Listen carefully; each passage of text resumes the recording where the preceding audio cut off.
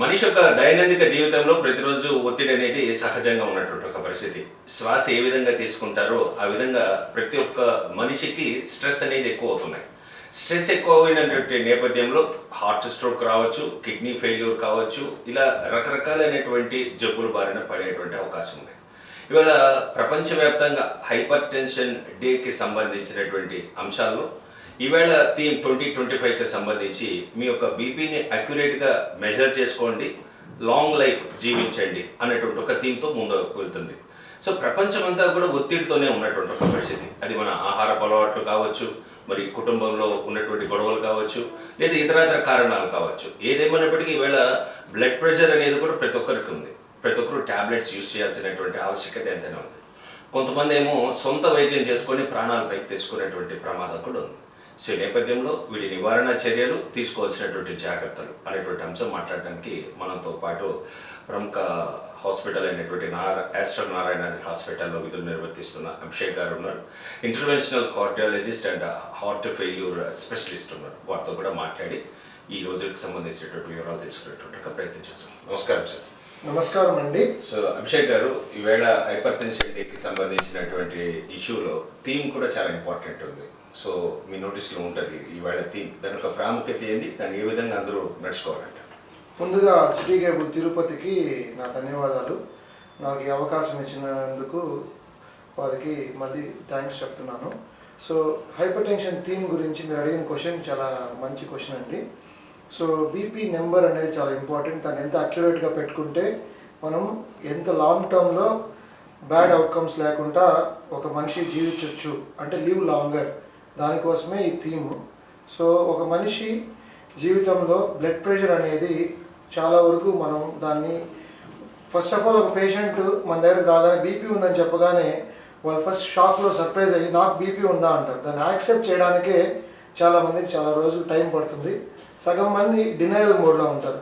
అంటే మనం బీపీ ఉందని చెప్పినా బీపీ నాకు లేదులే, ఏదో డాక్టర్ ఊరికే చెప్పాడని చాలామంది బీపీ గురించి ఇంకా మర్చిపోయి ఇంకా ఆ విషయం ఎవరితోనో డిస్కస్ చేయకుండా సైలెంట్గా వదిలేస్తూ ఉంటారు. ఇలాంటి వాళ్ళు లాంగ్ రన్లో బీపీ కారణమైన వ్యాధులతో తిరిగి మళ్ళీ హాస్పిటల్స్కి వచ్చి అడ్మిట్ అవుతూ ఉంటారు. అందువల్లనే మనం బీపీని సైలెంట్ కిల్లర్ అని కూడా అంటాం.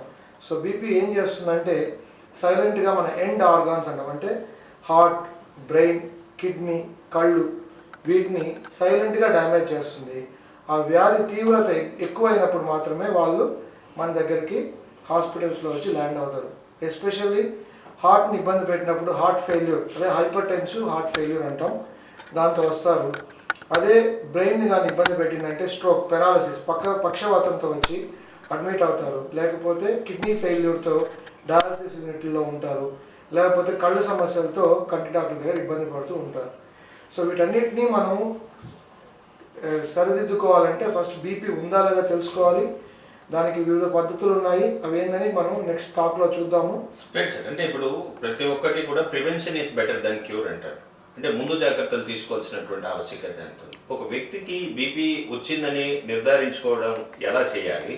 ఇవాళ డాక్టర్స్ దగ్గరికి వెళ్తే కొంతమందికి ఏమవుతుందంటే ఉన్నటువంటి బీపీ ఫ్లక్చుయేషన్స్ ఉంటాయి, పెరిగిపోతుంది. 120 ఇంట్లో ఉంటే 140, 120 ఉంటే డాక్టర్స్ దగ్గరికి వచ్చినప్పుడు అది మేబీ 160, 180, 200 కూడా వెళ్ళిపోతుంది. సో హాస్పిటల్ మేనియా అనొచ్చా దాన్ని, లేదంటే ఏదైనా డిజార్డర్స్ ఉంటే అలాగా జరుగుతుందా అనేది ఒకటి.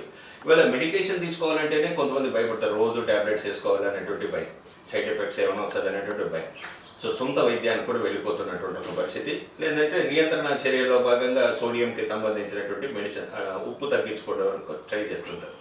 మెడిసిన్స్ వేసుకుంటే లాభం ఏంది, మెడిసిన్స్ వేసుకోకపోతే వచ్చే నష్టమే?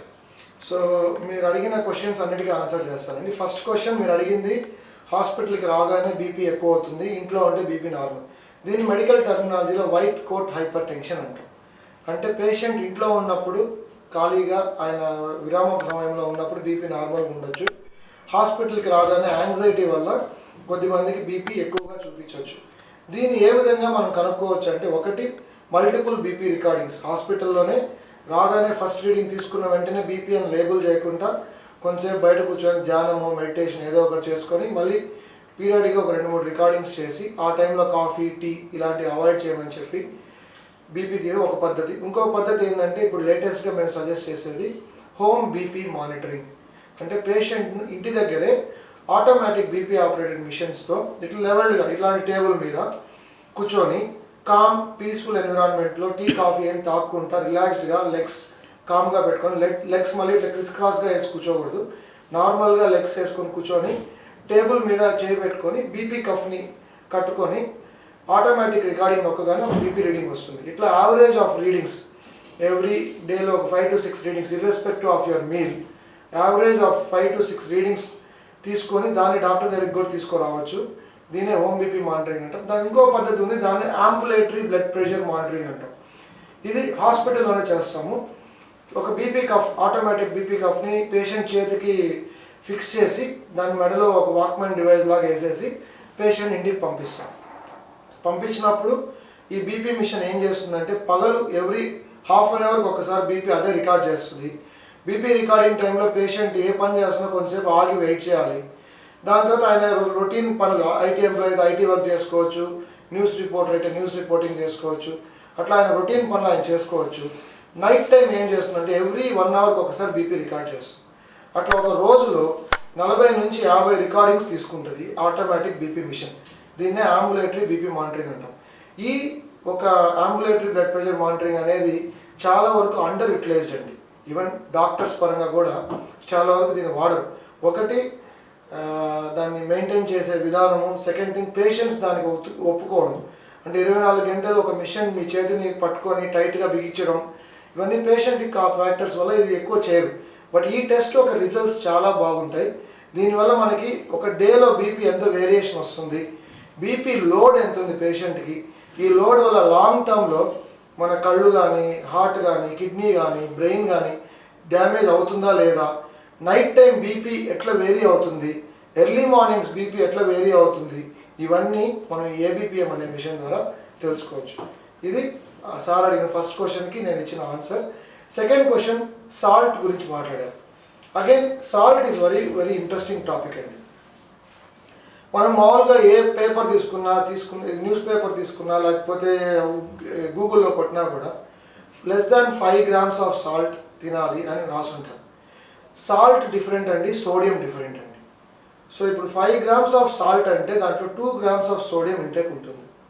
So it is not like sodium కూడా 5 grams తక్కువని కాదు. సో టేబుల్ సాల్ట్ అనేది మనం ఇప్పుడు లెక్కలు తీసుకుందాం. టేబుల్ సాల్ట్ అనేది WHO guidelines or Indian ICMR or world over guidelines ప్రకారం any patient to live longer live healthy less than 5 grams a day is చాలండి, మన బాడీకి రిక్వైర్మెంట్ చాలు. So less than 5 grams salt అంటే దాంట్లో 2 grams సోడియం ఉంటుంది. BP diagnose అయిన పేషెంట్స్కి మనం 1 gram ఆఫ్ సోడియం తగ్గించినా కూడా 3 నుంచి 5 millimeters బ్లడ్ ప్రెషర్ తగ్గొచ్చు. సో ఇది సాల్ట్. అందువల్ల ప్రతి ఒక్కరు ఉప్పు తగ్గించుకోండి, ఊరగాయలు తినొద్దు, లేకపోతే స్టోర్డ్ ఫుడ్స్ అంటే నూడిల్ ప్యాకెట్స్, చిప్స్ ప్యాకెట్స్, ఇప్పుడు మనకి సూపర్ మార్కెట్లో దొరికే ప్రతిదీ మీరు తీసుకొని ఇంగ్రీడియంట్స్లో చదివారంటే దాంట్లో సోడియం క్లోరైడ్ అని యాడ్ చేస్తుంటారు. సో ఈ ఇంగ్రీడియంట్స్ అన్నీ మనకి ఇండైరెక్ట్ సాల్ట్స్గా యాడ్ అవ్వడం వల్ల మనం తక్కువ సాల్ట్ తింటున్నాం అనుకుంటాం, కానీ at the end of the day మన సోడియం ఇంటేకే మోర్ దెన్ 5 grams అవుతుంది. దట్ మీన్స్ మన salt intake more than 10 grams, even 15 grams of salt కూడా తీసేసుకుంటాం. సో దీన్ని కట్ చేసుకోవడానికి మనం అన్నెసరీ సాల్ట్ని కుదిరినంత వరకు కట్ చేసుకోవడం హైపర్ టెన్షన్ పేషెంట్స్కి అయినా నార్మల్ వాళ్ళకైనా మంచిది.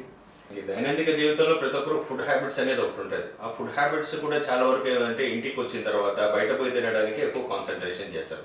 అది గోబీ అని కానీ నూడిల్స్ అని కానీ దాంట్లో వినియోగించేది అజినోమోటో సాల్ట్ ఒకటి, టేస్టెడ్ సాల్ట్ అనేది వినియోగిస్తున్నారు. అది బ్యాన్లో ఉన్నప్పటికీ కూడా అది విరివిగా వాడుతున్నటువంటి నేపథ్యంలో నాలుగు కంట్రోల్లో ఉంటే మన ఆరోగ్యం కంట్రోల్లో ఉంటుంది అని అంటారు పెద్దలు. ఈవేళ పొద్దున నుంచి ఆఫీస్ కనో స్కూల్ కనో కాలేజీ కనో వెళ్ళి వచ్చిన వారు సాయంత్రం అయితే ఎక్కువ పానీపూరి సెంటర్స్లో కానీ గోబీ సెంటర్స్లో కానీ ఇట్లా ఒబెస్కి సంబంధించినటువంటి దీని దగ్గర ఎక్కువ కాలం గడుపుతున్నటువంటి పరిస్థితి. సో ఇప్పుడు మనం సాల్ట్ గురించి మాట్లాడాం. ఇప్పుడు టేస్టెడ్ సాల్ట్ అని ఒకటి, అజినోమోటో అన్నట్టు, అంటే అది రుచికరంగా నాలుగు రుచి తగిలే కొద్దిగా ఇంటేక్ ఎక్కువ తింటారన్న నెపంతో దీన్ని ఎక్కువ వినియోగిస్తున్నారు. ఫుడ్ హ్యాబిట్స్ ఏ విధంగా ఉండాలంటే? సో మీరే అన్ని ఆన్సర్స్ చెప్పారు. యాక్చువల్గా దీన్ని చెప్పాలంటే దీన్ని ఇప్పుడు ప్రజెంట్ ఉండేది కలికాలం అంటాం మనం చెప్పాలంటే. సో ఆటోమేటిక్గా మన ఆరోగ్యాన్ని మనమే ఫస్ట్ నుంచే పాడు చేసుకుంటున్నాం. సో చిన్నపిల్లలకైతే చిన్నప్పటి నుంచే పేరెంట్స్ తీసుకొని వెళ్తే సూపర్ మార్కెట్ తీసుకెళ్తారు, వాళ్ళు అడిగినవి కొనిస్తారు. ఒక టైంలో ఈ విధంగా సూపర్ మార్కెట్స్ లేవు. సో నేను 80s పెరిగిన కిడ్నీ. సో నా టైంలో సూపర్ మార్కెట్స్లో నేను ఇంట్లో ఆహారం ఎక్కువ తినేవాడిని. బట్ ఇప్పుడు మన జనరేషన్ మన పిల్లలు తీసుకున్నారంటే ఎవ్రీడే వాళ్ళు తినేది బయట ఐటమ్సే. మనము ఏం చేస్తున్నామంటే స్విగ్గీ, జొమాటో వీటి అందుబాటులో ఉండడం వల్ల ఈజీ ఆర్డరింగ్ ఫుడ్, జస్ట్ ఒక ఫోన్ కాల్ లేకపోతే ఒక క్లిక్ ఆఫ్ బటన్లో మనకి ఫుడ్ డెలివరీ ఉంది కనుక we're getting adjusted to all these things. And దీనివల్ల మన హెల్త్ని మనమే పాడు చేసుకున్నాం. So future is going to be miserable అండి. Present 2024 ICMR WHO Indian study ప్రకారమే మనకి హైపర్ టెన్షన్ బర్డన్ తీసుకుంటే 40% ఉందండి. దాంట్లో 29% ఆఫ్ హైపర్ టెన్షన్ పేషెంట్స్ వచ్చి అసలు మనం హైపర్ టెన్షన్ ఉందని తెలుసుకోకుండా ఉండే వాళ్ళే ఉన్నారు. అంటే కళ్ళకు గంతలు కట్టినట్టు నాకు బీపీ లేదు అనుకొని బతికే వాళ్ళు 29% ఉన్నారు. ఆ 29% కాకుండా ఒకవేళ కనుక్కున్న 40%లో 12% మందికి ప్రాపర్ ట్రీట్మెంట్ పోతూ ఉందండి. మిగతా మంది బీపీకి మాత్ర వేసుకున్నామని వాళ్ళు అనుకుంటుంటారు. డాక్టర్ని ఎప్పుడో ఒక 5 సంవత్సరాల ముందు కలిసి ఉంటారు. కామన్గా ఆమ్లోడిపినో లేకపోతే అటెన్లాలోని గవర్నమెంట్ హాస్పిటల్లో రాసుంటారు. అదే మాత్ర సంవత్సరాల తరబడి వారు వాడతారు తప్ప నెక్స్ట్ మన బీపీ ఏంది, దానికి మెడిసిన్ సరిపోతుందా, దాన్ని ఇంక్రీజ్ చేసుకుందా తగ్గించుకుందాం అనే అవగాహన ఎవరికీ లేదు. మీరు ఇంతకుముందు అడిగిన క్వశ్చన్లో ఇది కూడా అడిగినారు కదా నన్ను, నేను అప్పుడు ఆన్సర్ చేయలేదు. I answer this. సో బీపీకి మెడిసిన్స్. సో బీపీకి అనేది నేను 5 మందులు వేసుకుంటున్నాను, నేను 3 మందులు వేసుకుంటున్నాను, నేను 1 మందు వేసుకున్నాను, ఇది ఇంపార్టెంట్ కాదండి. ఎన్ని మందులు వేసుకున్నా సరే మీ బీపీ నెంబర్ కంట్రోల్లో ఉందా లేదా అనేది ఇంపార్టెంట్. అంతేగాని మా ఎదురింట్లో ఉండే రామయ్య 2 మెడిసిన్స్ వేసుకుంటున్నాడు, నాకు డాక్టర్ 5 మందులు పెట్టాడు, నేను వేసుకోవాలని చెప్పి ఇతను 2 మందులు తగ్గించేస్తాడు. సో అవతల పేషెంట్కు మీరు ఒకటి కాదండి, ఒక్కొక్క ఇండివిజువల్ సపరేట్ ఎంటిటీ, వాళ్ళ డిసీజ్ బర్డెన్ వాళ్ళకి సపరేట్ ఉంటుంది. సో మీ బీపీ లోవరింగ్కి ఎంత డోస్ కావాలో అంత డోస్ మీరు వేసుకొని తీరాలి. దానికి తగ్గట్టుగానే 2 నెలలకు ఒకసారో నెలకు ఒకసారో మీ కార్డియాలజిస్ట్నో జనరల్ ప్రాక్టీషనర్నో లేకపోతే ఫ్యామిలీ ఫిజిషియన్లో కలిసి మీ బీపీ రికార్డింగ్స్ నార్మల్గా ఉన్నాయా లేదా, కంట్రోల్గా ఉందా లేదా చూసుకోవాలి. మీరు ఇంట్లో అదేవిధంగా బీపీ మానిటర్ చేసుకోవాలి. సో మెడిసిన్స్ అనేవి ఇప్పుడు అద్భుతంగా మార్కెట్లో అవైలబుల్లో ఉన్నాయి. చాలా మంచి మెడిసిన్స్ ఉన్నాయండి. మంచి మెడిసిన్స్ని ప్రాపర్గా గైడ్ చేసి టైలర్ చేస్తే బ్లడ్ ప్రెషర్ అనేది ఎప్పుడూ మనం కంట్రోల్లో పెట్టుకోవచ్చు. సెకండ్, ఆహార పదార్థాలు. సో ఆహార పదార్థాలు తీసుకుంటే జంక్ ఫుడ్స్, సాల్ట్, అజినోమోటో గురించి అంతా సారే మాట్లాడారు. సో మనం తినాల్సింది ఏంది? ఒక డైటీషియన్ దగ్గరికి వెళ్తే పెద్ద పెద్ద డైట్ చార్ట్స్ ఇస్తారు. దాంట్లో 30 grams of Apple, 20 grams of coke, ఇట్లా చేయడం కష్టం అండి. సో ఇన్ జనరల్ మనకి డయాబెటీస్ లేదు అంటే ఆల్ ఫ్రూట్స్ ఆర్ హెల్దీ. అన్ని పండ్లు తినొచ్చు. ఒకవేళ షుగర్ ఉందంటే మాత్రం ఫ్యూ ఫ్రూట్స్ మనం అవాయిడ్ చేయాలి. లైక్ మ్యాంగో, మామిడి పండు, లేకపోతే సీతాఫలం, సపోటా, జాక్ ఫ్రూట్ ఇలాంటివి అవాయిడ్ చేయొచ్చు. కానీ న్యూట్రిషియస్ ఫ్రూట్స్ ఉన్నాయండి కొన్ని, తక్కువ రేటుగా దొరుకుతాయి మార్కెట్లో. జామ పండు, పపాయ, మస్క్ మెలన్, కివి, ఇవన్నీ ఫ్రూట్స్ ఏంటంటే వీటిలో రిచ్ న్యూట్రిషన్ సపోర్ట్ ఉంటుంది, మెగ్నీషియం ఉంటుంది, అండ్ మనకు కావాల్సిన మినరల్స్ ఉంటాయి. These fruits will boost your immunity and blood pressure కంట్రోల్కి హెల్ప్ చేస్తాయి. ఇది కాకుండా నట్స్. సో నట్స్ అనగానే ఉన్న డ్రై ఫ్రూట్స్ అనేవి తినకూడదండి. ఎస్పెషలీ దీంట్లో almonds, Brazil nut as well as walnut, these nuts soak చేసుకొని తింటే they can help you in increasing your magnesium intake as well as long term low blood pressure benefit కూడా help అవుతుంది. And all green vegetables and all green vegetables you can take in adequate portion and quantity అండి. Doctor గారు, ఇప్పుడు ప్రధానంగా మనకి బీపీని measure చేసుకోవాలా, స్పాంటేనియస్గా 4 to 5 times check చేసుకోవాలి. హోమ్లో ఇంట్లో కూర్చొని చెక్ చేసుకుంటారు. సో కొంతవరకు ఏంటంటే ఈ బీపీ అనేది సైలెంట్ కిల్లర్గా మనిషిని చంపడానికి ప్రయత్నం చేస్తుంది. వన్స్ ఆఫ్ ఆల్ వెళ్ళిపోయిన తర్వాత ఏమీ చేయలేనటువంటి నిస్సహాయత, అంటే మేబీ పారాలసిస్ కూడా వచ్చేవచ్చు. దాని సిమ్టమ్స్ ఎట్లా కనుక్కోవాలంటే చాలామందికి తెలియదు, కొంతమందికి తెలిసినా కానీ తెలియనట్టు నటిస్తుంటారు. ఏం కాదులే అని బ్యాలెన్స్ చేయడానికి ప్రయత్నం చేస్తారు. వాళ్ళు ఒక సెల్ఫ్ కాన్ఫిడెన్స్ కావచ్చు, ఇతరత్రాలు కావచ్చు. ఇవాళ దాన్ని ఆ సిమ్టమ్స్ని ఎలా గెస్ చేయాలి, మొహమాటాలకు పోయి అసలుకే మోసం తెచ్చుకునే విధంగా కాకుండా ప్రతి ఒక్కరు కూడా దీనిపైన అవేర్నెస్ అనేది, క్యాంప్స్ అనేది, మెడికల్ క్యాంప్స్ ఏ విధంగా కండక్ట్ చేస్తున్నారు. ఇవాళ కాలేజెస్లో కానీ స్కూల్స్లో కానీ చిన్నపిల్లలు కూడా వచ్చేసింది. టైప్ 1, టైప్ 2 డయాబెటీస్ లాగానే బీపీ కూడా చిన్నపిల్లల నుంచి కూడా షూటప్ అవుతున్నటువంటి పరిస్థితులు ఇప్పుడు ఉన్నటువంటి జనరేషన్లో కనిపిస్తున్నటువంటి ఒక పరిస్థితి. అంటే స్కూల్స్లో కానీ కాలేజెస్లో కానీ ఒక మినిమం ఒక ఫస్ట్ ఎయిడ్ కిట్స్, డాక్టర్స్ వాళ్ళకి ఏ విధంగా సిచ్యువేషన్, స్ట్రెస్ లెవెల్స్ ఏ విధంగా, ఎందుకంటే పిల్లలు అందరూ పేరెంట్స్ స్ట్రెస్ చేస్తారు, బాగా చదువుకో అంటారు, కాలేజీకి వెళ్తే బాగా చదువుకోని అంటారు. అక్కడ వాళ్ళకి ఎడ్యుకేషన్ అనేది సరిగ్గా వస్తుందా లేదా చెక్ చేసుకోవాలి. సో మార్క్స్ దగ్గర కూడా వారికి స్ట్రెస్ అనేది ఉంటుంది. ఆఫీస్ దగ్గరకు వచ్చేలో కూడా ప్రమోషన్స్లో కానీ వారికి వచ్చినటువంటి జాబ్ రెస్పాన్సిబిలిటీలో ప్రెజర్ పెరగడానికి అవకాశం ఉంటుంది. ఫార్మర్స్ దగ్గరకు వచ్చేలో కూడా వారికి గిట్టుబాటు ధర వచ్చిందా లేదా, ఎక్కడొక చోట వాళ్ళు పెట్టిన పెట్టుబడికి సరైనటువంటి ఆదాయం రాకపోతే అక్కడ స్ట్రెస్ లెవెల్ పెరగడానికి అవకాశం ఉంటుంది. వెరసి వీరందరికీ కూడా కామన్ ఫినామినా అనేది స్ట్రెస్. ఇక్కడ స్ట్రెస్ వల్ల వచ్చేటువంటి జబ్బుల్లో బీపీ రావచ్చు, షుగర్ రావచ్చు, థైరాయిడ్ రావచ్చు, రకరకాల కోమార్బిడ్స్ రావడానికి అవకాశం ఉంది. సో వీటినన్నింటినీ కూడా పరిశీలన చేయడానికి ఇంట్లోనే మీరు చెప్పినట్టుగా 4-5 డేస్ 4-5 టైమ్స్ నైట్ ఎట్లుంది, మార్నింగ్ ఎట్లుందని చెక్ చేసుకోవడానికి అదొక సిస్టమేటిక్ ప్యాటర్న్. సో వెరసి ఇంత చేస్తున్నా కానీ మన దగ్గర అంత సొఫిస్టికేటెడ్ ఎక్విప్మెంట్స్ ఏమైనా ఉన్నాయా హాస్పిటల్స్? ఇప్పుడు నారాయణాద్రి హాస్పిటల్ ఉంది, ఆస్టర్ నారాయణాద్రిలో ఇక్కడ చాలా సొఫిస్టికేటెడ్ ఐటమ్స్ ఉన్నాయంటాడు. ఒక పేషెంట్ హై బీపీ హై టెన్షన్తో మన దగ్గరికి వస్తే ఇక్కడ మన ఆస్టర్ నారాయణాద్రి హాస్పిటల్లో ఎలాంటి ఫీచర్స్ ఉన్నాయి? సో ఫస్ట్ మీరు అడిగింది వచ్చి సిమ్టమ్స్. సో బ్లడ్ ప్రెషర్ పేషెంట్కి ఏ సిమ్టమ్స్ ఉంటాయి, వాళ్ళు ఉన్నట్టు ఉంది లేనట్టు, లేని ఉన్నట్టు నటిస్తుంటారో అడిగారు. సో సిమ్టమ్స్ అంటే యూజువల్గా మెజారిటీ ఆఫ్ ద పేషెంట్స్ హెడేక్స్తో వస్తారండి. సో హెడేక్స్ వచ్చిన వాళ్ళందరికీ మెయిన్గా సమ్ బ్రెయిన్ ఇష్యూ ఉండొచ్చు, అన్యూరిజం ఉండొచ్చు, or some other brain tumours ఉండొచ్చు, something. So headache and BP ఇన్సిడెంటల్గా పిక్ అవ్వచ్చు. కొన్నిసార్లు ఈ బీపీ వల్ల సెరెబ్రల్ అన్యూరిజమ్స్ ఉండొచ్చు, అన్యూరిజమ్స్ రప్చర్ అయితే పారాలసిస్, స్ట్రోక్, కొన్నిసార్లు అన్కాన్షియస్ కూడా ఎమర్జెన్సీ రూమ్కి వస్తారు. హార్ట్ పాయింట్ ఆఫ్ వ్యూలో యూజువల్గా నడిచేటప్పుడు ఆయాసం, దీన్నే బ్రెత్లెస్నెస్ లేకపోతే షార్ట్నెస్ ఆఫ్ బ్రెత్ అంటారు. సో నడిచేటప్పుడు ఆయాసంతో వస్తారు, కొంతమంది ఛాతీ భారంగా ఉందని వస్తారు, కొంతమంది గుండె దడతో వస్తారు, కొంతమంది కిడ్నీ డాక్టర్ దగ్గరికి కాళ్ళ వాపులతో వెళ్తారు, అంటే కిడ్నీ ఫెయిల్యూర్, మొహం వాయడం, కాళ్ళు వాయడం, సో లేకపోతే యూరిన్ తక్కువగా రావడం, ఇవన్నీ kidney failure symptoms. So BP అనేది చెప్పారు కదా మీరే చెప్పారు, సైలెంట్ కిల్లర్ అని. సో అది మన ఏ ఆర్గాన్ డ్యామేజ్ చేస్తుందో మనకి ఆర్గాన్ పూర్తిగా డ్యామేజ్ అయ్యేదాకా మనకు తెలియదండి. సో అందువల్ల ఈ సిమ్టమ్స్తో రావచ్చు. కళ్ళ పరంగా అయితే కళ్ళు చూపు తగ్గడం, కళ్ళు బ్లర్గా కనిపించడం, ఇలా మల్టిపుల్ ఇష్యూస్తో కంటి డాక్టర్ పోతూ ఉంటారు. ఇలాంటి ఏ పేషెంట్ ఉన్నా సరే మనం బీపీని ప్రాపర్గా రికార్డ్ చేయాలి. ఎక్విప్మెంట్ అంటే అండి ఇప్పుడున్న ప్రతి కార్పొరేట్ హాస్పిటల్స్లో they are all going with a standard equipments అండి. సో అన్ని దగ్గరలో we use standardised BP machines. So దాంతో అక్యురేట్గా పాల్పేటరీ అండ్ ఆస్కల్టేటరీ మెథడ్స్లో మనం చెక్ చేసి బీపీని we'll tailor and adjust the medicines అండి. ఎమర్జెన్సీకి కానీ బీపీ పేషెంట్ వచ్చాడంటే we have a standard protocols మా దగ్గర. సో బీపీ మెడిసిన్ రాగానే బీపీ ఎంత హై ఉంది, ఒకవేళ బీపీ 2 హై ఉందంటే దాన్ని ఒక సెట్ నెంబర్కి తీసుకురావడానికి ఇంట్రావీనియస్గా బీపీ మెడిసిన్స్ ఇస్తాం. అంటే ట్యాబ్లెట్ రూపంలో కాకుండా ఇంజెక్షన్స్ రూపంలో బీపీ మెడిసిన్స్ ఇచ్చి బీపీని మనం అనుకున్న టార్గెట్స్కి తీసుకువచ్చిన తర్వాత నెక్స్ట్ బీపీ ఇంత ఎక్కువ అవడానికి కారణం ఏంది, హార్ట్ ఫెయిల్యూర్ అయ్యి బీపీ ఎక్కువైందా, కిడ్నీ ఫెయిల్యూర్ అయ్యి బీపీ ఎక్కువైందా, లేకపోతే బ్రెయిన్కి సంబంధించిన వ్యాధి వల్ల బీపీ ఎక్కువైందా అని చూసుకొని ఆ అండర్లయింగ్ కాజ్ ట్రీట్ చేయడానికి మా దగ్గర డెడికేటెడ్ ఎమర్జెన్సీ టీమ్ ఉంది, డెడికేటెడ్ ఐసీయూ కూడా ఉందండి.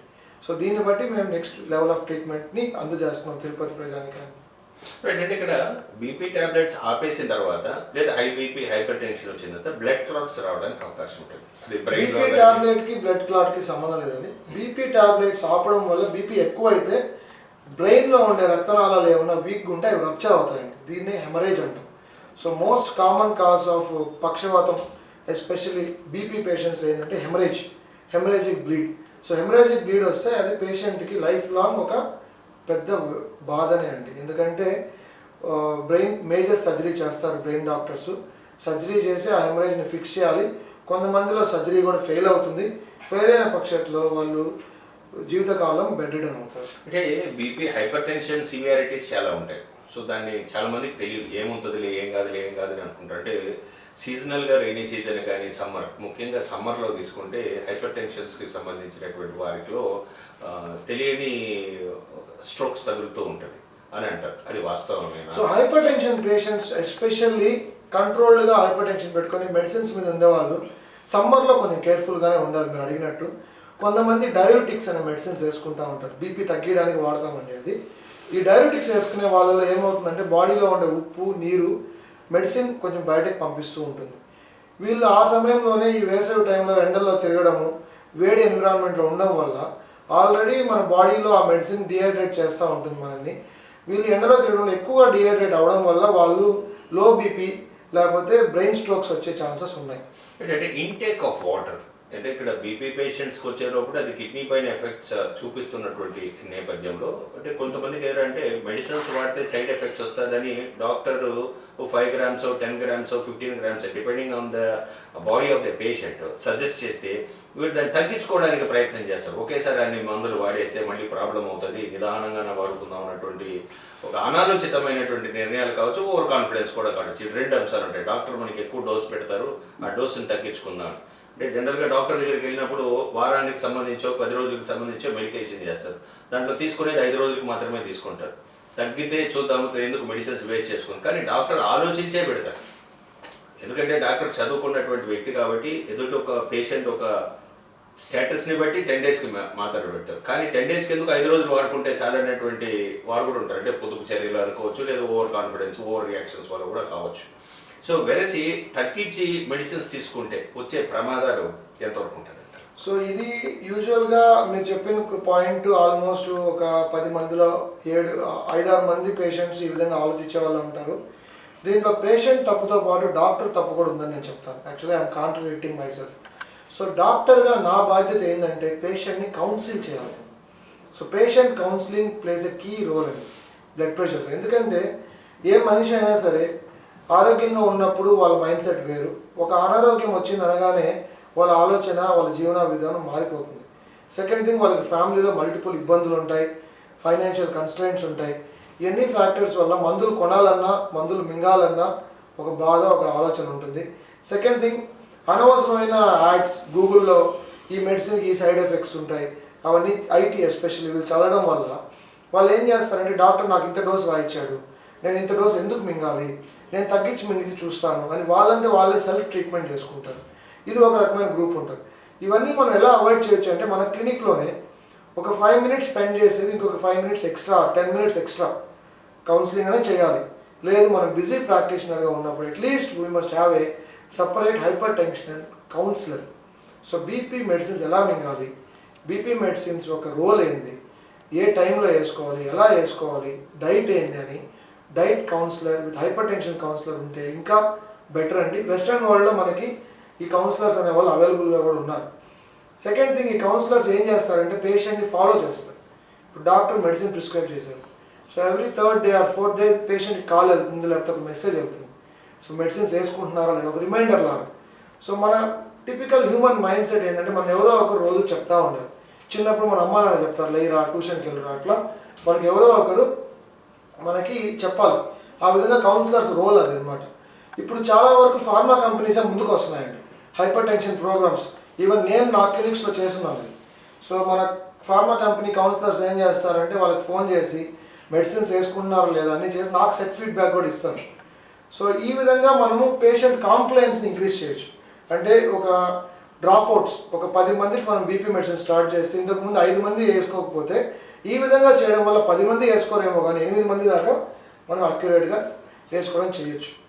అంటే ఇప్పుడు కాయిన్కి ఒక సైడ్ మాట్లాడాం, అంటే దానివల్ల మెడికేషన్ చేస్తే ఎలా ఉంటుంది, తీసుకోవాల్సినటువంటి జాగ్రత్తలు అన్నటువంటి కాయిన్కి 1 side మాట్లాడాం. ఇప్పుడు కాయిన్కి అనదర్ సైడ్ వ్యాయామం, స్ట్రెస్ ఫ్రీ మెడిటేషన్ ఇవన్నీ కూడా ఉన్నటువంటి పరిస్థితి, దానిపైన కూడా మాట్లాడతాం. ఈవేళ ఎంతవరకు ఎక్సర్సైజ్కి సమయాన్ని కేటాయించాలి, ఆహారపు అలవాట్లు ఏ విధంగా మార్చుకోవాలి? సో హైపర్ టెన్షన్లో మనము ప్రీ హైపర్ టెన్షన్ అంటాం, స్టేజ్ 1 అండ్ స్టేజ్ 2 అంటాం. నా పరమైన ప్రాక్టీస్ పరంగా అయితే నేను ఇన్ని రోజులుగా ఆల్మోస్ట్ నేను జనరల్ ఫిజిషియన్గా ప్రాక్టీస్ చేసి కార్డియాలజిస్ట్గా ప్రాక్టీస్ చేస్తున్నాను. గత 10-15 సంవత్సరాలుగా నేనైతే first importance physical activity, life style modification, డైట్కే ఇస్తానండి ఫస్ట్. దాంతో ట్రై చేసిన తర్వాత I will go for medicine. దీన్నే యూట్యూబ్ ఛానల్స్లో ఆయుర్వేదిక్ కానీ ఇనానీ కానీ వీళ్ళు న్యాచురోపతి వాళ్ళు చెప్పేది క్యాష్ చేసుకుంటుంటారు. బట్ దీంట్లో కూడా ఒక డాక్టర్గా మనం తెలుసుకోవాల్సింది ఏంటంటే what is the cut off. మనం ఏ మార్క్కి వెళ్ళిన తర్వాత ఇంకా దీనికి మించి మనం డైట్ లైఫ్ స్టైల్ ట్రై చేయకూడదు, ఎప్పుడు మెడిసిన్స్ స్టార్ట్ చేయాలి. అండ్ వన్ మోర్ థింగ్ ఏంటంటే 50% medicine role BP control, other 50% patient ఏం కృషి చేస్తున్నాడు అంటే తన స్ట్రెస్ లెవెల్స్ని తను ఎలా తగ్గించుకుంటున్నాడు, తన వ్యాయామంకి తను ఎంత టైం స్పెండ్ చేస్తున్నాడు. ఇప్పుడు తీసుకుంటే ఎగ్జాంపుల్ నేనైనా తీసుకోండి, లేకపోతే మన న్యూస్ రిపోర్టర్ సార్ అయినా తీసుకోండి, వీళ్ళందరూ మన జీవనశైలి ఎట్లుంటుంది, మనం బిజీ లైఫ్ దేనికి పరిగిస్తున్నామో మనకే తెలియట్లేదు. మార్నింగ్ లేస్తాము, లేవగానే ఇంట్లో ఒక 10 బాధ్యతలు ఉంటాయి. ఆ 10 బాధ్యతలు ఫాస్ట్గా నిర్వర్తించి మన వర్క్కి పరిగిస్తూ వెళ్తాము. వర్క్లో అంతా అయిన తర్వాత అక్కడ 10 మందిని మనము స్ట్రెస్ ఉంటుంది. ఈరోజు ఒక టార్గెట్ ఉంటుంది, ఈరోజు ఒక టాస్క్ ఉంటుంది. ఈ టార్గెట్స్ అన్ని అచీవ్ చేసే లోపల సాయంత్రం అయిపోతుంది. మెంటల్గా అలసిపోతాం. అలసిపోయి ఇంటికి రాగానే ఇంక ఎక్సర్సైజ్ చేయడం ఎవరికి కుదరట్లేదు. దీని నుంచి next level of advance thinking మనం వెళ్ళాలి. ఇదే వెస్ట్రన్ పీపుల్ చేస్తున్నారు. వాళ్ళు వర్క్ లైఫ్ బ్యాలెన్స్ అనేది పెట్టుకుంటారు. అంటే వాళ్ళు ఒక పాయింట్ వరకే స్ట్రెచ్ అవుతారు, కానీ ఆ పాయింట్ నుంచి స్ట్రెస్ అవ్వరు. ఎస్పెషల్లీ మీరు ఫ్రాన్స్ ఇలాంటి కంట్రీస్ కానీ విజిట్ చేశారంటే మీరు ఎక్కడ ఆటోమొబైల్ వెహికల్సే చూడండి. Majority of them will go by cycle. Even పెద్ద పెద్ద రినౌండ్ డాక్టర్స్ కావచ్చు, ఈవెన్ గవర్నమెంట్ అఫీషియల్స్ కావచ్చు, ఆర్ కంట్రీని రూల్ చేసే పొలిటీషియన్స్ కావచ్చు, ఎవ్రీవన్ యూజ్ సైకిల్ అండి. So they know the importance of exercise and they know the importance of life. If you take a French individual, you hardly see obesity in them. But if you take an Asian population, especially Asian American population, obesity చూసారంటే మనలో 50% ఉంది. Because we're all adjusted to this sedentary lifestyle. ఒకలాంటి మన జీవనశైలి మనమే spoil చేసుకున్నాం. దీన్ని ఎలా ఇంప్రూవ్ చేసుకోవచ్చు? ఎవ్రీ డే ఒక 1 అవర్ మనకంటూ మనం టైం స్పెండ్ చేసుకోవాలి. ఆ టైంలో మీరు ఏమన్నా చేసుకోండి. యోగా అన్నా చేసుకోవచ్చు, డ్యాన్స్ చేసుకోవచ్చు, స్విమ్మింగ్ చేయండి, లాన్ టెన్నిస్ ఆడండి, లేకపోతే రన్నింగ్ చేయండి. సో మల్టిపుల్ యాక్టివిటీస్ అండి, ఏదైనా చేయొచ్చు. అంతేగాని ఎవరో ఒక ట్రైనర్ యూట్యూబ్లో వీడియో పెట్టాడు 50 కిలోస్ ఎత్తాలి, 60 కిలోస్ ఎత్తాలి, లేకపోతే ఒక సెలబ్రిటీ 100 కిలోస్ ఎత్తాడు స్ట్రెంత్ ట్రైనింగ్ అని, ఇట్లా ఫన్నీ థింగ్స్ చేసి సడన్ కార్డియాక్ డెత్లు వీటిలోకి వెళ్ళడం కంటే రొటీన్ టైం టెస్టెడ్ ఎక్సర్సైజ్ అండి. బాడీని మన అన్ని జాయింట్స్ ఫ్లెక్సిబుల్గా ఉన్నాయా లేదా, that can be done with simple yoga. Yoga ఇష్టం లేదనుకుంటే సింపుల్ స్ట్రెచ్చింగ్ ఎక్సర్సైజెస్ చేసుకోవడం. దాని తర్వాత వచ్చి కార్డియోని, how to intensify your cardiac capacity. So you must run. So jogging, running, ఈ రెండు మీకు ఇష్టం లేదు అంటే డ్యాన్స్ కంటిన్యూస్గా చేస్తారు కనుక డ్యాన్స్లో కూడా you will increase your heart rate to one extent. Or swimming, very good exercise అండి. లేదు లాన్ టెన్నిస్, ఒకవేళ మీరు ఒక ఎలైట్ క్లబ్లో మెంబర్ ఉన్నారనుకోండి, you can play always lawn tennis. ఇలాంటి స్పోర్ట్స్ని ఎంచుకోవడం వల్ల we can increase our aerobic exercise capacity. Food కూడా అనుకున్నాం. ఫుడ్ అంటే మనం మాట్లాడామనుకుంటాం. ఫుడ్ ఏముందండి, మనం ఆటోమేటిక్గా ఇప్పుడు జంక్ ఫుడ్ అనేది తినడం మానేయాలి. నైట్ 7 తర్వాత మనం ఏం తినకూడదండి. నాకు తెలిసినంత వరకు 7 to మార్నింగ్ 8 బ్రేక్ఫాస్ట్ వరకు ఏం తినకపోతే సోకాల్ ఇంటర్మీడియట్ ఫాస్టింగ్ అని చెప్పి అందరూ పేజీలు లెక్చర్ ఇస్తున్నారు. అదేం లేదు. ఇప్పుడు టిపికల్గా మీరు ఒక జైన్ కమ్యూనిటీని తీసుకోండి, వాళ్ళకి 7 o'clock తర్వాత ఏం తినరు, ఫాస్టింగ్ లాగా ఉంటారు. సో టిపికల్గా మనం అదే ఫాలో అవచ్చు. ఈవినింగ్ 7కి మన డిన్నర్ అయిపోవాలి. And your dinner must never be heavy dinner. But మనకి ప్రాబ్లం ఏమవుతుందంటే ఉదయం లేట్గా లేస్తాం, హడావిడిలో బ్రేక్ఫాస్ట్ తక్కువ తింటాం, వర్క్లో పడి లంచ్ తక్కువ తింటాం, వాళ్ళ ఇంటికి వెళ్ళి ఒక రాజభోగం లాగా డిన్నర్ తింటాం. సో మనం ఆపోజిట్ చేస్తున్నాం. So our day must start with a good breakfast, light lunch and light dinner. So దీంట్లో ఏం తినొచ్చు ఏం తినకూడదు అని చెప్పడానికి ఆల్మోస్ట్ ప్రతి న్యూస్ పేపర్లో అదే చెప్తున్నారు, ప్రతి యూట్యూబ్ ఛానల్ అదే ఉంది. మళ్ళీ నేను అదే చెప్పి బోర్ కొట్టేయాల్సిన అవసరం కూడా లేదు. రైట్ సార్, ఇక్కడ అపోహలు అనర్థాలు రెండు వస్తాయి. ఇప్పుడు కొంతమంది మీరేమో ఎంబీబీఎస్ చదివి పీజీ చేసి దాంట్లో అన్నీ కూడా ఒక స్పెషలైజ్డ్ సిస్టమ్తో మీరు వెళ్తారు. కొంతమంది స్పెషలైజ్డ్ సిస్టమ్స్లో వెళ్లకుండానే యూట్యూబ్ పెట్టుకునేసి వాడి ఇష్టానుసారం వాళ్ళు ఏదో కథలన్నీ చెప్తారు, దాన్ని వీళ్ళు నమ్మడానికి ప్రయత్నం చేస్తారు. సో బీపీ తగ్గించుకోవాలంటే ఇవి తినండి అనేసి చెప్తారు. మరి కొంతమంది అయితే కొబ్బరి నూనె తాగండి, పుల్లింగ్ చేయండి అని చెప్తుంటారు. ఇది ఎంతవరకు ప్రభావం చూపడానికి? ఇది అపోహలు అనొచ్చా, అనర్థాలు అనొచ్చా, ఇన్ఫాక్చువేషన్స్ అంటే యూట్యూబ్ చూసేటువంటి వాళ్ళు కానీ యూట్యూబర్స్ కూడా పబ్లిక్ లైఫ్ని స్పాయిల్ చేస్తారని అనుకోవచ్చా? డెఫినెట్గా అండి. యూట్యూబ్ వల్ల ఎంత బెనిఫిట్ ఉందో అంతే హార్మ్ కూడా ఉంది. సో చాలామంది యూట్యూబ్ చూడడం వల్ల చాలామంది ప్రాణాలు కోల్పోతున్నారు, చాలామంది కొత్త వ్యాధులు తెచ్చుకుంటున్నారు, అనర్థాలకు దారితీస్తుంది. అన్క్వాలిఫైడ్ డాక్టర్స్ కూడా చాలామంది యూట్యూబ్లో వాళ్ళు ప్రాపర్ క్వాలిఫికేషన్ ఉన్నట్టు చూపించుకొని లెక్చర్స్ ఇస్తున్నారు. బట్ మన మైండ్ సెట్ ఏంటంటే అండి, ఎక్కడైనా సరే ఒక ప్రాపర్ పద్ధతికి మనం ఎప్పుడు అలవాటు కాము, అట్రాక్ట్ కాము. అలా ఉండడం వల్లే మన భారతదేశంలో ఈ బాబాలు కానీ వీళ్ళందరూ ఎక్కువ అవుతున్నారు. వీళ్ళందరూ ఎక్కువ అవుతున్నారంటే కారణం ఏంటంటే జనాలు మంచి మార్గాన్ని ఎప్పుడు ఎంచుకోవట్లేదు, ఏది చెడు మార్గం ఉంటుందో దానికే పోతున్నాం. సో అదేవిధంగా యూట్యూబ్ ఛానల్స్ని ఒక లిమిట్ వరకే చూడాలి. దాంట్లో మీకు ఏది అవసరమైన ఛానల్, ఏది అనవసరమైన ఛానల్ అనేది మీరు నిర్ధారించుకునే స్టేజ్కి మీరు వెళ్ళాలి. సో దీన్ని మీకు ప్రమోట్ చేయడానికి ఆల్రెడీ చాలామంది క్వాలిఫైడ్ డాక్టర్స్ లెక్చర్స్ ఇస్తున్నారు. మీకు గూగుల్లో మంచి లిటరేచర్ ఉంది. ఇప్పుడు ఇంకా రిఫైన్డ్గా చాట్ జీపీటీ ఇలాంటి కొత్త యాప్స్ రావడం వల్ల ఆ యాప్లో మీ క్వశ్చన్ ఇవ్వగానే అట్లీస్ట్ ఒక 50 to 60% appropriate answer artificial intelligence మీకు క్రియేట్ చేసి ఇచ్చేస్తుంది. దాన్ని నేను 100% ఫాలో అవ్వమని చెప్పట్లేదు, ఎందుకంటే artificial intelligence is not for a human, it is for stupids. So మనం ఒక స్టూపిడిటీ లెవెల్లోకి వెళ్ళిపోతున్నాం ఆల్రెడీ. సో ఏఐని ఎంతవరకు వాడుకోవాలి, ఎంతవరకు వాడుకోకూడదు అనేది కూడా మీకు తెలియాలి. సో ఇది చిల్డ్రన్ లెవెల్ నుంచే మనం ప్రోత్సహించాలి. సో కంప్లీట్ ఏఐ డిపెండెంట్ అయినా కూడా future is going to B horrible. So ఏఐని ఎంతవరకు వాడుకోవాలి, ఏఐని ఎంతవరకు వాడుకోకూడదు, మీడియాలో ఏది తీసుకోవాలి, మీడియాలో ఏది తీసుకోకూడదు, బుక్ రీడింగ్ అనేది చాలా వరకు తగ్గిపోయింది. సో బుక్ రీడింగ్ని మీ ఇంట్లో పిల్లలకి ప్రోత్సహించండి. మీరు బుక్స్ చదవండి. లాట్ ఆఫ్ బుక్స్ ఉన్నాయి, లాట్ ఆఫ్ రిసోర్సెస్ ఉన్నాయి. సో వాటిని డౌన్లోడ్ ఇంతకుముందన్న బుక్ కొనుక్కోవాలి, ఇప్పుడు యూట్యూబ్లో ఇచ్చారు, ఇప్పుడు గూగుల్లో పీడిఎఫ్గా అవైలబుల్ ఉంది. You can download the PDF. మీరు చదివితే పిల్లలు చదువుతారు. ఈ విధంగా మనకి ట్రూ వాల్యూస్ ఉండే బుక్స్ ఉన్నాయి, వాటిని చదువుకోండి. కానీ ఒకరు చెప్పేది వినాల్సిన అవసరం లేదు. రైట్, ఫైనల్గా డిస్కషన్ క్లోజ్ చేసే లోపల ఇవాళ 2025 థీమ్ అనేది చాలా ఇంపార్టెంట్. మీ వాయిస్ని వింటున్నటువంటి ప్రేక్షకులు, సో ప్రేక్షకుల కోసం ఏం చెప్పాలనుకుంటున్నారు? సో హైపర్ టెన్షన్ అనేది ఒక ఏదో క్యాన్సరో లేకపోతే ఇంకేదో ఒక పెద్ద జబ్బులాగా నేను అనుకోవద్దండి. సో బీపీ అనేది సర్వసాధారణమైన వ్యాధి. ఎందుకంటే ఇంతకుముందు ఉన్న జీవన శైలికి బీపీ బర్డెన్ తక్కువ ఉండేది. బట్ ప్రజెంట్ మనం బతికే వరల్డ్ వచ్చి చాలా వరస్ట్ అయిన వరల్డ్లో బతుకుతున్నామండి. We're running behind few things and దాన్ని అవాయిడ్ చేయడం కూడా చాలా వరకు కష్టం ఇప్పుడున్న జనరేషన్లో. సో ఒకటి, మన బీపీని ఎర్లీగా ఎలా పికప్ చేసుకోవాలి. ఫస్ట్ బీపీ రాకుండా అరికట్టడానికి చాలా మార్గాలు ఉన్నాయి, అవన్నీ ఇంతసేపు మాట్లాడుకున్నాం. బీపీ వచ్చింది, సో వచ్చిన తర్వాత భయపడద్దు. So there are very good medicines available in market. So BP medicines వాడచ్చు. నెంబర్ ఆఫ్ పిల్స్ ఎక్కువ ఉంటే ఇంతకుముందు సపరేట్ మాత్రలుగా వాడాల్సి వచ్చేది. బట్ ఇప్పుడు ఫిక్స్డ్ డ్రగ్ కాంబినేషన్స్ వచ్చాయి. 3-4 టాబ్లెట్స్ని కలిపి ఒకే టాబ్లెట్గా కూడా ఇప్పుడు ఫార్మా కంపెనీ మ్యానుఫ్యాక్చర్ చేస్తుంది. బట్ దీంట్లో చాలా మెడిసిన్స్ ఏవి క్వాలిటీ మెడిసిన్స్, ఏవి క్వాలిటీ లేని మెడిసిన్స్ అనే క్వశ్చన్ కూడా రైజ్ అవుతుంది. అది మీరే డిసైడ్ అవ్వాలి. స్టాండర్డ్ కంపెనీ ఉండే మెడిసిన్స్ వాడడం బెటర్ ఎప్పుడైనా సరే. అది సపోజ్ మీరు రాసిన డాక్టర్ని కూడా క్వశ్చన్ చేయొచ్చు. సో నాకు మీరు బ్రాండ్ నేమ్ రాయొద్దండి, దాంట్లో ఉండే సాల్ట్ రాయండి, నేనే స్టాండర్డ్ మెడిసిన్ కొనుక్కుంటాను మంచి మెడికల్ షాప్లో కూడా క్వశ్చన్ చేసే రైట్ ఇప్పుడు ఆల్మోస్ట్ ఎవ్రీ పబ్లిక్ ఉందండి. So that is what national government is recommending, that every doctor must right, brand name రాసినా కూడా they must right the salt and dose in that. So మీరు దాని నుంచి భయపడొద్దు నాకేదో డాక్టర్ ఎక్కువ డోస్ పెట్టేశాడని. అండ్ డాక్టర్ ఆ డోస్ పెట్టాడంటే ఆయన సైంటిఫికల్గా మిమ్మల్ని అబ్జర్వ్ చేసి పెట్టుంటాడండి. ఇన్ కేస్ మీకు ఆల్వేస్ ఎప్పుడైనా సరే ఆ డౌట్ వచ్చిందంటే మీ అంతటి మీరు డెసిషన్ తీసుకోవద్దు. ఇంకొక డాక్టర్ దగ్గరికి వెళ్ళి సెకండ్ ఒపీనియన్ తీసుకొని కావాలంటే డెసిషన్ తీసుకోండి. కానీ మీ అంతటి మీరే మందులు మానేయడం, మందులు ఎక్కువ వేసుకోవడం, మందులు తక్కువ వేసుకోవడం చేయొద్దండి.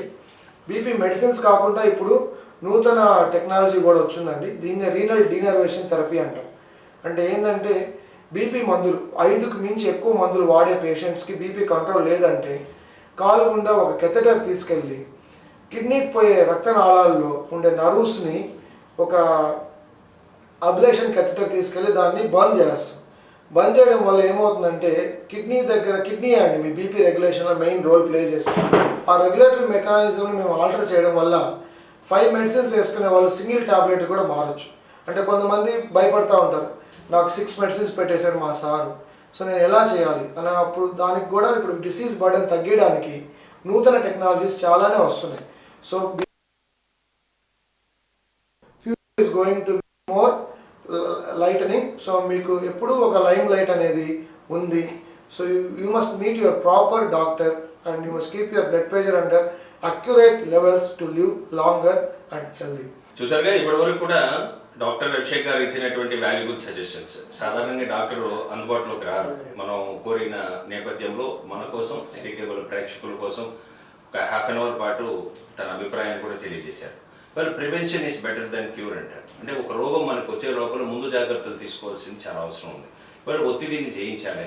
లేదు ఒకవేళ ఒత్తిడికి గురైనప్పుడు అపోహలు అనర్థాలకు పోకుండా యూట్యూబ్ ఛానల్స్లో వచ్చేటువంటి ట్రీట్మెంట్స్ని ఫాలో కాకుండా దగ్గరలో ఉన్నటువంటి డాక్టర్ని సంప్రదించి సరైనటువంటి ఔషధాలు వినియోగించుకున్నప్పుడు ఆరోగ్యంగా జీవితకాలం కొంత ఎక్స్టెన్షన్ చేసుకోవడానికి కూడా అవకాశం ఉందనేసి డాక్టర్ చెప్తున్నటువంటి ఒక పరిస్థితి.